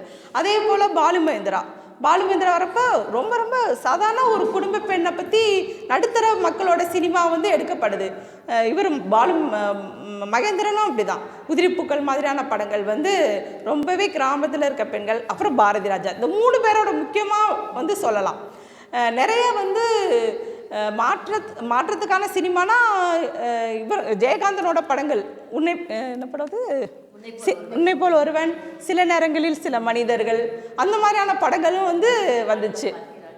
நடிகை நாடகம் பார்க்கிறாள், சிறை மோகமல் இப்போ வந்த படம் அது அப்போ.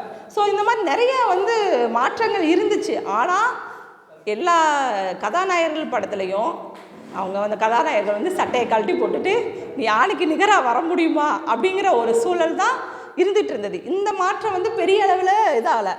அப்போ இந்த இடத்துல பெண் இயக்குனர்கள் நடிக்க வந்தாங்க. ஒருமுறை வந்து ஒரு கவர்ச்சி பண்டமாக பார்க்கப்பட்டாங்க, நல்ல படத்துலேயும் நடித்தாங்க, இதெல்லாமே இருந்துச்சு. ஆனால் வந்து இந்த மாதிரியான டெக்னிக்கல் உள்ளே போனாங்களா அப்படிங்கிறது வந்து ஏன் வரல அப்படிங்க. ஏற்கனவே நடிக்க வர்றது என்னென்னா, அப்பவும் தெலுங்கு ஆர்டிஸ்ட்டு தான் நிறைய பேர் இருந்தாங்க, மலையாள ஆர்டிஸ்ட்டு அந்த மாதிரி தான் இருந்தாங்க. தமிழில் வந்து அந்த ஒரு விஷயத்தை எப்படி தான் கட்டி காப்பாற்றி வச்சாங்கன்னு தெரில. தமிழ் நடிகைகள் தமிழ் பெண்கள் நடிக்க வரக்கூடாது இந்த மாதிரி. ஆனால் சினிமாவிலையும் அந்த விஷயங்கள் இருந்தது, பாலியல் ரீதியான சீண்டல்கள் எல்லாம் இருந்தது. அதுக்காக பயந்துக்கிட்டு இருந்தவங்களும் இருந்தாங்க. நம்ம நார்மலாக ஒரு மிடில் கிளாஸ் ஃபேமிலியிலேருந்து வர பெண்கள் வந்து சினிமா துறையில் இயக்கத்துக்குள்ளே வரவே முடியாது அப்படிங்கிற மாதிரியான ஒரு சூழல் தான் இருந்துச்சு. இப்போ இந்த காலகட்டத்தில் அது வந்து கொஞ்சம் கொஞ்சம் வந்து வெளியில் வந்திருக்குன்னு நம்ம சொல்லலாம். அப்படி வந்து அந்த காலகட்டத்தில் பார்த்திங்கன்னா அப்படி ஒரு என்ன சொல்ல, ஒரு சாதாரண பின்னணியிலேருந்து வந்த ஒரு பெண்ணுனா ஜெயதேவின்னு ஒரு டைரக்டர் இருந்தாங்க. அவங்க வந்து விலங்குன்னு ஒரு படம் எடுத்தாங்க. ஒரு 5-6 படங்கள் எடுத்தாங்க. அவங்க 5-6 படங்கள் எடுத்தாங்க. ஆனால் அவங்களே ப்ரொடக்ஷன் பண்ணாங்க, அவங்களே தயாரித்து, அவங்களே வந்து ரொம்ப ஒரு சின்ன பட்ஜெட் படங்களில் அவங்க எடுத்தாங்க. ரொம்ப நல்லா போயிட்டு இருந்தது. விலங்கு வந்து ரொம்ப சிறப்பாக பேசப்பட்டுச்சு. ஆனால் அவங்க ஒரு திருமணத்தை பண்ணாங்க. அவங்களோட சமீபத்திய ஒரு பேட்டி நான் பார்த்தேன். நல்லா வந்துட்டு இருந்தாங்க. அவங்க பெரிய ஒரு டைரக்டராக, அவங்க ப்ரொடியூசராகவும் வந்துக்கிட்டு இருந்தவங்க. அந்த திருமணம் முடிஞ்ச உடனே அவர் வந்து டைரக்டர் பிரபாகரன் நினைக்கிறேன், வேலு பிரபாகரன். அவர் வந்து வந்த உடனே அவருக்காக அவங்க உழைக்க ஆரம்பிச்சிட்டாங்க. அவங்களோட விஷயத்த மறந்துட்டாங்க. அவரோட படத்துக்கு கதைக்கு உட்காந்துட்டு கதையெல்லாம் ரெடி பண்ணிவிட்டு அப்போ அவர் வந்து தன்னுடைய முன்னேற்றத்தை பார்த்துட்டு அவங்கள கைவிட்டாங்க. அவருக்கு சினிமாவிலேருந்து போயிட்டாங்க. அதுக்கப்புறம் வந்தாங்கன்னா சுஹாசினி, ரேவதி, பிரியா அப்படின்ட்டு அதாவது சினிமா நடிகைகள் வந்து இயக்குநர்களாகிறாங்க. இல்லைன்னா வந்து ஒரு பெரிய ஒரு உயர்தர வகுப்புலேருந்து வரவங்க சினிமாவுக்கு வராங்க. அதை தாண்டி வந்து இங்கே வர முடியல. அதுக்கு ஒரு முக்கியமான காரணம் என்னென்னா, இங்கே ஒரு பயம் இருக்குது. சினிமாவில் பெண்கள் வந்து எப்படி இயங்க முடியும் அப்படிங்கிறது. இப்போ என்னோடய காலகட்டத்தில் நான் சினிமாக்குள்ளே போனதுன்னா எனக்கும் வந்து என்னென்னா, பெண்கள் அதிகமாக இல்லாத துறையை வந்து எப்போவுமே அதுக்குள்ளே போகணுன்னு ஒரு பெரிய ஆர்வம் எப்போயுமே இருந்துகிட்ருக்கோம். அதனால தான் நான் ஜேர்னலிஸ்ட்டாகவும் ஆனேன். எழுதுகிற திறமை இருந்தது, அதனால் ஜேர்னலிஸ்ட்டாகவும் ஆனேன். ஆனால் சின்ன வயசுலேருந்து சினிமா பார்க்குறோம். எல்லா அசிஸ்டன்ட் டேரக்டர்கிட்ட போய் பேட்டி எடுக்கிறப்ப கேட்டால், நான் சின்ன வயசுலேருந்து சினிமா பார்ப்பேங்க, அதனால தாங்க நான் டேரக்டர் ஆனேன்னு சொல்லுவோம். அது நம்ம சினிமா பார்க்குறது இல்லையா, நம்மளும் பார்த்து தான் வரோம். அப்போ நமக்கு அதை உணர்வு இருக்குது, சினிமாவுக்குள்ளே போகலான்னு. ஆனால் நம்மளை விட மாட்டாங்க. சினிமான்னு சொன்னாவே வாய்ப்பே கிடையாது. அப்படியான சூழலில் நான் வந்து 2003-2004 நான் வந்து அசிஸ்டன்ட் டைரக்டர் ஆகணும்னு எங்கள் வீட்டில் கேட்குறேன். ஃபஸ்ட்டு அதிர்ச்சி அடைஞ்சாங்க. 2 குழந்தை பிறந்துருச்சு. அப்போ வந்து நான் உள்ளே போனேன். அப்போ எங்கள் டைரக்டர் சொன்னார், அமீர்கிட்ட தான் நான் வந்து அசிஸ்டண்ட்டாக சேர்ந்தேன். அப்போ அவர் சொன்னார், இங்கே சினிமாவில் வந்து பெண்கள் வந்து இல்லவே இல்லை, பெண்கள் வந்து இயக்குனராக இல்லை. இருக்காங்கன்னா சுஹாசினியோ ரேவதியோ அவங்களாம் நடிகைகள், அவங்களுக்கு ஒரு பெரிய பின்புலம் இருக்குது. ஆனால் நீங்கள் ஒரு சாதாரண இடத்துலேருந்து வர்றீங்க, உங்களுக்கு பின்புலம் இல்லை, நீங்கள் ப்ரொடியூஸ் பண்ண முடியாது, பணம் இல்லை உங்ககிட்ட. ஃபஸ்ட்டு நீங்கள் வந்து ஒரு கதையை கன்வின்ஸ் பண்ணி ஒரு ப்ரொடியூசர்கிட்ட நீங்கள் வந்து போய் சொல்கிறதுக்குள்ளே இங்கே ஆண்களே வந்து அவ்வளோ கஷ்டப்படுறாங்க, நீங்கள் நல்லா யோசிச்சுக்கங்க அப்படின்னாரு. இல்லை சார், எனக்கு நம்பிக்கை இருக்குது, நான் வந்துடுவேன் அப்படின்னு. நீங்கள் உங்களுக்கு நம்பிக்கை இருந்தால் வந்துடுங்க அப்படின்னு தான் சொன்னாங்க. ஓகே, அவரை வந்து என்கரேஜ் பண்ண தான் செஞ்சார். ஆனால் இது விஷயத்த சொல்லி தான் எடுத்தார். முக்கியமான விஷயம், ஏன் வந்து அதிகமாக வந்து சினிமாவில் அசிஸ்டன்ட் டைரக்டர்ஸாக போகல, டேரக்டராக வரல அப்படின்னா, சினிமாக்குள்ளே வந்து வேலை பார்க்கல பெண்கள் அப்படின்னா, பெண்களுக்குன்னு வந்து இப்போ நான் வெளியூர் ஷூட்டிங் போகிறேன்னா ரூம் கொடுக்கணும். ஆண்கள்னால் ஒரு 4-5 பேர் வந்து சேர்ந்து ஒரு ரூமில் இருப்பாங்க. பெண்களுக்குன்னா ஒரு தனி ரூம் கொடுக்கணும். இது ரொம்ப பெரிய பிரச்சனை ப்ரொடக்ஷனாக அவங்களுக்கு. ஸோ இந்த மாதிரி வந்த விஷயங்கள் வந்து அதனால் வந்து ஆர்வமாக சில பெண்கள் போனால் கூட முதல்ல வந்து இல்லைம்மா பெண்களை எடுக்கிறது இல்லை. அந்த காலகட்டத்தில் நாங்கள் ஒர்க் பண்ண காலகட்டத்தில் பெண்களை வந்து அசிஸ்டன்ட் டைரக்டராக எடுத்துக்க மாட்டாங்க. எனக்கு வந்து என்னோடய கணவரோட ஃப்ரெண்டுனால தான் அவர் வந்து என்னை வேலைக்கு சேர்த்துக்கிட்டார். அவரே ஏற்கனவே ஒருத்தவங்கள ரிஜெக்ட் பண்ணியிருக்காரு. அப்போ அவங்க சொல்ல காரணம் இதுதான். அப்போ ஒரு பெண் அப்படிங்கிற ஒரு விஷயத்த இந்த ஒரு காரணத்துக்காகவே உள்ளவே போக முடியாத ஒரு சூழல் இருந்தது. சரி, உள்ளெல்லாம் போயாச்சு, கஷ்டப்பட்டாச்சு. அங்கே போய் ஒரு 100 ஆண்கள் மத்தியில் வேலை பார்க்கணும். எப்படி எல்லாரும் வந்து முதல்ல வந்து நம்மளை வந்து அப்படி இப்படி பார்ப்பாங்க, பார்த்துட்டே டைம் சரி. ஆனால் அதை மீறி வந்து நம்ம ஒரு ஆண் எப்படி உழைக்கிறானோ அதே போல் வந்து பெண்ணும் வந்து உழைச்சோம்னா நம்ம வந்து எந்த இடத்துலையும் நம்மளுடைய மரியாதை அப்படிங்கிறது நம்ம நடந்துக்கிற விதத்தில் தான். நம்மளோட பாடி லாங்குவேஜுவே வந்து நம்மளை யாரையும் நெருங்க விடாமல் பண்ணிடும். இப்போ வந்து சினிமா வந்து ரொம்பவே நல்ல சினிமாக்கள் வருது. அனல் மேல் பனித்துளி, கார்கி மாதிரியான பெண்களை மையப்படுத்திய படங்கள் வந்து வந்துக்கிட்டு இருக்கு. அதே மாதிரி நிறைய பெண்கள் இயக்குனர்கள் வந்துட்டுருக்காங்க. இது நல்ல ஒரு டைம் நான் நினைக்கிறேன் பெண்கள் சினிமாவுக்குள்ளே நுழையிறதுக்கு. ஸோ இங்கே வந்து இனிமேல் வந்து பாதுகாப்பு இல்லை சினிமா அப்படிலாம் இல்லை. இப்போ எல்லா இயக்குனர்களும் விமன் அசிஸ்டன்ட் டைரக்டர்ஸை சேர்த்துக்கிறாங்க. எல்லா டெக்னிக்கல் சைடும், எடிட்டிங்காக இருக்கட்டும், ஒளிப்பதிவாக இருக்கட்டும், எல்லா சைடுமே வந்து சினிமாக்களை எடுத்துக்கிற ஒரு காலகட்டம் வந்துருச்சு. ஸோ இந்த காலகட்டத்தில் பெண்கள் சினிமாக்குள்ளே போயிட்டு நம்மளுடைய உணர்வுகளை, நம்மளுடைய வாழ்க்கையை பதிவு செய்ய வேண்டிய ஒரு நேரம். எல்லாரும் வந்து சினிமாவுக்கு வரலாங்கிறத, எல்லா பெண்களும் வந்து, அதாவது ஆர்வமுள்ள பெண்கள் வந்து சினிமாவுக்கு வந்து தாராளமாக வரலாங்கிறத நான் சொல்கிறேன். நன்றி. போயிடுவாங்க, அவங்க வந்து அரசியல் ரீதியாகவும் பொருளாதார ரீதியாகவும் எல்லாம் வந்துடுவாங்க அப்படின்னு சொல்லிட்டு நம்ம வந்து இப்போ கடந்த ஒரு 18 வருஷமாக இதே தான் சொல்லிட்டு இருக்கோம். ஆனாலும் வந்து இப்போ இந்த மதியத்துக்கு மேலே நம்ம வந்து இந்த செக்ஷன் வந்து என்ன சொல்கிறோம் அப்படின்னு சொன்னால், மிக ஒரு சிறந்த ஒரு நமக்கு ஒரு தெளிவை வந்து உண்டாக்கியிருக்கிறாங்க. எப்படின்னு சொன்னாக்க, கவிதைகள் பெண்களுக்கு என்னன்னே தெரியாது. அதாவது எனக்கும் கூட நான் எவ்வளவோ தொழில் முனைவர் பயிற்சி கொடுத்துருப்பேன். ஆனால் ஒரு கவிதை, ஒரு புத்தகம், ஒரு படிப்பு, ஒரு எழுத்தறிவு இதை பற்றி எனக்கு எதுவுமே தெரியாது. ஆனால் நீங்கள் சொல்கிற போது வந்து ரொம்ப வியப்பாக இருந்துச்சு. கவிதைகள் எல்லாம் இப்படியெல்லாம் வந்து பெண் எழுத்தாளர்கள் எழுதுகிறாங்க. எப்பயாவது டிவியை போட்டோம்னா 4 பேர் உட்காந்து பேசிட்டு இருப்பாங்க. உங்களை மாதிரி இப்போ பேசுனீங்க இல்லையா, அந்த மாதிரி அதை பார்த்துட்டு உடனே வேறு இடத்துக்கு போயிடுவோம். அது என்னன்னு நமக்கு வந்து அவ்வளோவா புரியாது. ஆனால் இப்போ உட்காந்து பார்க்குற போது எங்களுக்கு புரியுது. அந்த மாதிரி அடுத்தது பௌத்தம் பற்றி பேசினாங்க. புத்தர் என்ன, அவரை வந்து வீட்டுக்குள்ளேயே வளர்த்தாங்க. அப்புறமா போதி மரத்தடியில் அவருக்கு வந்து நாணம் கிடச்சிச்சு. அதுக்கப்புறம் எப்படி பண்ணாரா, அப்படி பண்ணாரா, சூப்பர் பண்ணாருன்னு. ஆனால் இந்த மாதிரி கருத்துக்கள் நமக்கு எப்போ தெரியுது? தெரியல. பெண்களுக்கு, அதாவது வந்து இன்னமும் கிராமப்புறத்தில் இருக்கிற பெண்களுக்கு இதை எப்படி எடுத்துன்னு போகலாம்? இப்போ நீங்கள் சொன்ன விஷயம்லாம் இதை மாதிரி கொஞ்சம் வந்து நம்ம வந்து பேசினோம்னா நல்லாயிருக்கும் அப்படின்னு நான் நினைக்கிறேன். அம்மா, உங்கள் பேர் சொல்லுங்கள். சரஸ்வதி.